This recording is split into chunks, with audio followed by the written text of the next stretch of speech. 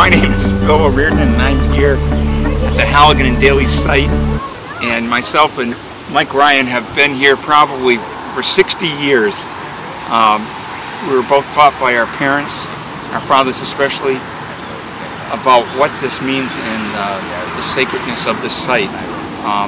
It's a place where, on or about, 2 Irishmen in 1805 were hung for a crime they did not commit, and their names were James Halligan and Dominic Daley. And we come back twice a year, around St. Patrick's Day or on St. Patrick's Day, just about on the day or just a couple of days before, and we come back on June 5th.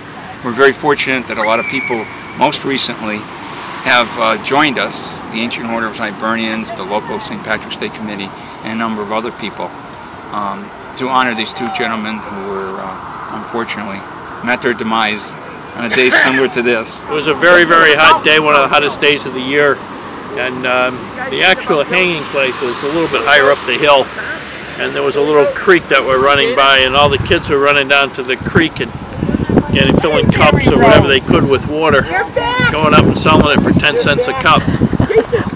So we had 15,000 people here in Northampton on that day at a time that there were only about 2,000 people living here. So they came from all over New England to watch these 2 fellows meet their maker. As Billy said, you know, we remember it every year. Twice a year we're up here. We talk about it through the year. We do it because we don't want anyone else to be in that situation. I mean, if you look like what a lot of Muslims are facing in different parts of the country now, the suspicion that falls on them, the way that people look at them, the things that they say about them, the stereotypes they attach to them. That was us Irish in 1805, 1806. And it resulted in 2 men being hung, innocent men being hung. Thank you very much for coming. So it's an important lesson. It's safe now, I think, to talk about discrimination against the Irish because it's gone. So people don't feel threatened by reviewing it. But the idea is to think about it and then substitute other cultures, Muslim, Indians, Puerto Ricans. I mean, of course they're Americans, but these classifications that people put on people with stereotypes associated with them. Daley and Halligan is a perfect analogy to look at and learn the lesson of prejudice and how damaging it is. The court judge in Springfield has just written a book called The Hanging Judge, and he dedicates that book to the memory of Daley and Halligan and the lessons he learned from their trial and execution. And secondly, we're going to have an opera called the Garden of Martyrs that will be produced at the Academy of Music for a couple days in September. My name is Eric Sawyer. I'm the composer and producer of the opera, but it's a huge team of people involved with it. More than 100 people are involved in putting this together and performing it. My closest partner in this is Harley Erdman, who wrote the words, which were adapted from the wonderful novel by Michael C. White, which was published, I think, in 2006.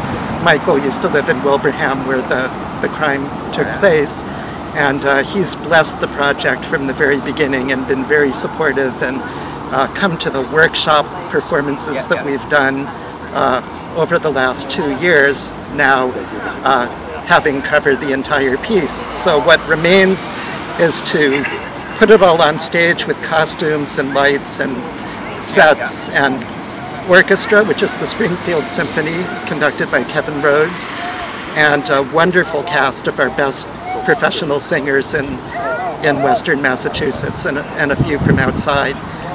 So it's a very operatic story, piece of history, but also as told by Michael White, the story of the French priest Cheverus coming to minister to Daley and Halligan in their last days, and what he discovered and the challenges he encountered and the heroism that he found not only with the men but in himself, in being able to speak to the power structure that was in place and overcome the bigotry that existed in Puritan Massachusetts at that time.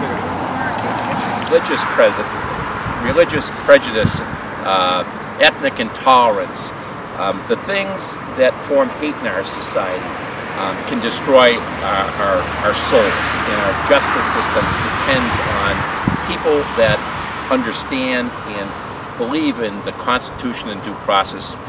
And they were arrested with really no evidence. It was absolutely a tragedy that they were appointed counsel 2 days before their trial. Trial was held. It was a predestined verdict, and then not only were they hung up here on Hospital Hill, but they were savagely cut up and spread in an unmarked field. And so when we look at that, we have to say, how do we make sure that we stand for justice, that we stand for truth in our system of justice? We can't become a nation of closed doors. That Statue of Liberty that stood so beautifully for embracing people from other lands, we have to re-embrace that.